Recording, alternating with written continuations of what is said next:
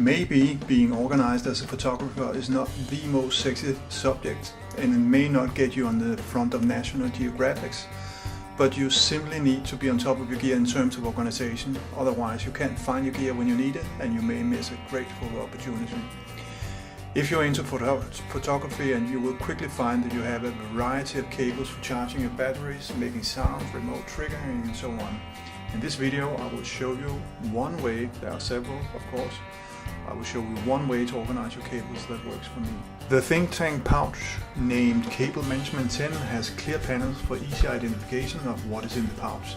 That is an absolute must for me. I cannot remember what I put where, so being able to see into the pouch without opening it is absolutely key for me.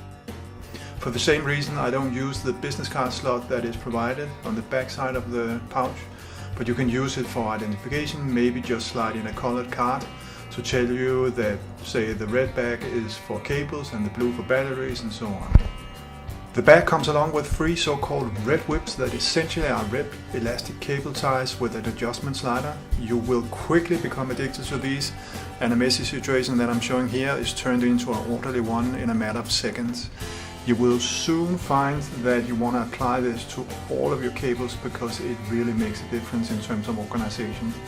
And of course, Thinktank can help you here with additional whips beyond the 3 that is supplied with the pouch. The Thinktank pouch comes in 3 different sizes. I have showed you the small one today, which is my favorite. This is the one that works best for me, as the small size allows me to find space in my backpack for the pouch easily. I think that would be more difficult for the 2 bigger sizes. I should also underline that I'm not sponsored by Thinktank, and I bought all these products myself.